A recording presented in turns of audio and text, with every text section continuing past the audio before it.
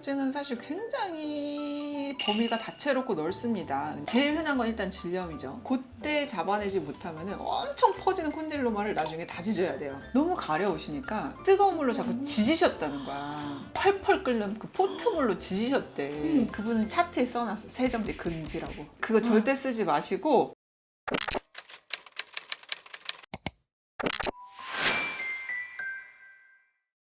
안녕하세요. 당신의 리즈 시절을 돌려드리는 마이리즈 스토리입니다. 오늘은 이제 산부인과에 가장 많은 증상 중 하나죠. 외음부 소양증에 대해서 얘기를 나눠보려고 합니다. 저희 병원에 초진 차트라는 게 있거든요. 어떤 것이 불편하는지 주된 증상을 써주는 칸이 있어요. 그거를 환자분을 뵙기 전에 직원분들이 저한테 이제 차트를 보여주는데, 가려움증이라고 오면 사실 저는 굉장한 고민에 빠집니다. 왜냐면 가려움증의 원인이 너무너무 많고, 사실 가려움증과 여러 가지 질환들을 감별을 못하기 때문에 스무고개를 해야 되는 경우도 많고 추리를 해야 되는 경우도 되게 많아요. 외음부 소양증이라는 건 사실 굉장히 범위가 넓고 치료법도 다양해가지고 케이스가 많은 부분부터 좀 말씀을 드려볼게요. 외음부 소양증은 사실 굉장히 범위가 다채롭고 넓습니다. 제일 흔한 건 일단 질염이죠. 질분비물이 피부에 닿으면서 생기는 피부염이 굉장히 많고요. 그리고 요새 꽤 많습니다. HPV가 창궐하다 보니까 우둘두둘 보관하는 콘딜로마, 이것도 첫 증상이 무증상 또는 가려움이에요. 가려움이라고 하면 일단은 꼼꼼하게 외음부를 다 보셔야 돼요.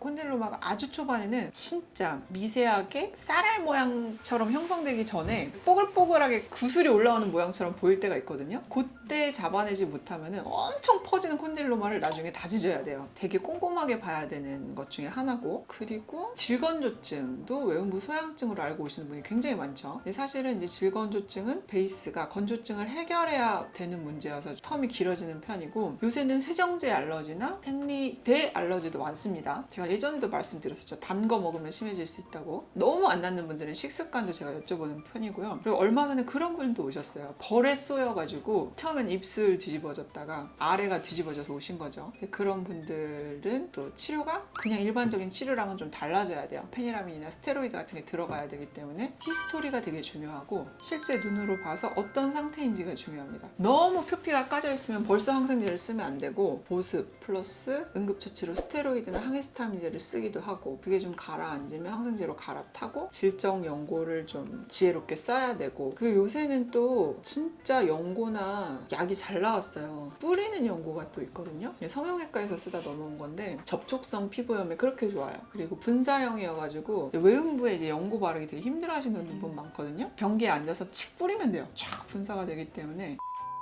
이나 세고 좋은 제품들이 많기 때문에 지혜롭게 쓰시면 좋을 것 같습니다.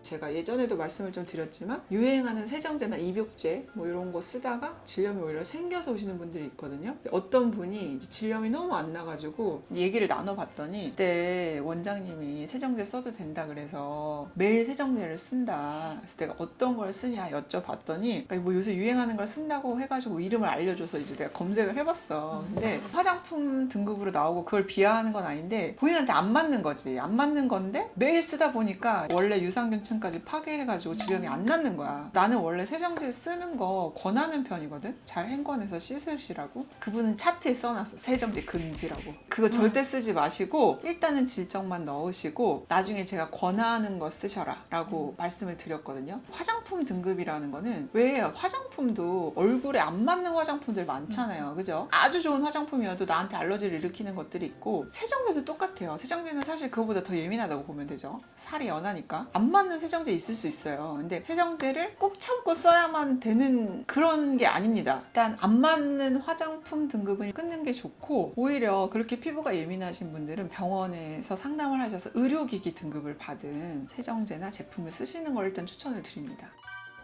제가 되게 놀랐던 게 뭐냐면, 좀 나이가 드신 환자분이었어요. 너무 가려워서 세정을 뒷물이라고 표현을 하시는데, 뒷물을 좀 하시다가 도저히 못 참겠어서 오셨다는 거예요.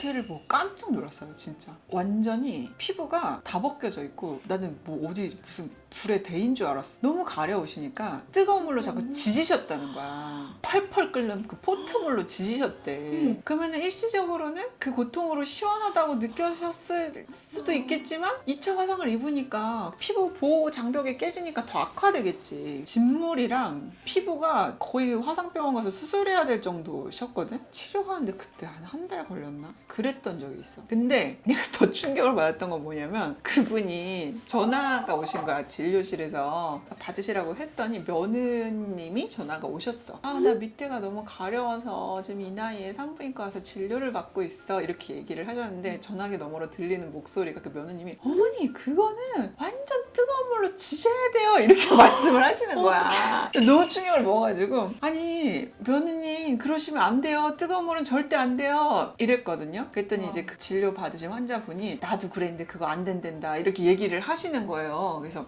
이게 잘못된 인식이 꽤 많이 퍼졌구나. 충격을 먹은 적이 있었어. 진짜 실제 있었던 일이야. 절대 뜨거운 물이나 얼음물은 안 됩니다. 저온 화상도 있고 뜨거운 물 화상을 입기 시작해서 표피면이 벗겨지기 시작하면은 피부를 보호하거나 재생하는 층이 없어지는 거예요. 그냥 병을 달고 살겠다는 거나 마찬가지이기 때문에 정말 조심하셔야 됩니다.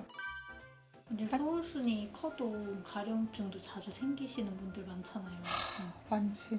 소음수는 사실 옵티멀한 게 질 입구를 살짝 열려있게 만들면서 옆에 얄쌍하게 붙어있는 게 옵티멀하거든요. 가끔 어떤 소음순들은 이렇게 굳게 닫힌 철문처럼 입구를 이렇게 두 겹으로 딱 닫고 있는 경우들이 있어요. 꽤 많거든요. 이렇게 사진으로 보여드리면서 설명을 드리죠. 이제 언짢지 않게 말씀을 드리려고. 지금 이런 구조 때문에 냉해 안에 생겨도 빠지지가 않는 구조다. 이걸 좀 이렇게 정리를 하면 훨씬 질염이 나아질 것 같다. 이렇게 얘기를 일부러 드리는 분들도 많죠. 이제 외음부 소양증에 대해서 말씀을 드려봤는데요. 외음부 소양증이라는 건 사실 진단명이 아니에요. 증상명이지. 외음부 소양증이 있다면 사실 원인을 파악하는 게 제일 중요하고 원인 치료를 하는 게 중요합니다. 만약에 박테리아가 원인이면 박테리아를 없애야 되고요. 콘딜로마처럼 바이러스가 원인이면 바이러스를 없애야 되고요. 접촉성 피부염이면은 그거에 맞게 피부과 약을 좀 써야 되고요. 원인이 다양하기 때문에 꼭 중요하게 여기는 게 시진이잖아요. 눈으로 보고 상태를 확인하고 그거에 맞는 처방을 하는 게 굉장히 중요합니다. 혼자서 끙끙 앓지 마시고 자가 치료를 하려고 하지 마시고요. 소양증이 단 한 가지 원인만 있는 게 아니고 단 한 가지 치료만 있는 게 아니에요. 괜히 고생 오래 하시다가 병원 와서 뚝딱 낫는 경우가 또 많거든요. 꼭 전문가랑 상의를 하셔서 빠른 시간 안에 좋은 치료 결과를 내기를 바랍니다. 감사합니다.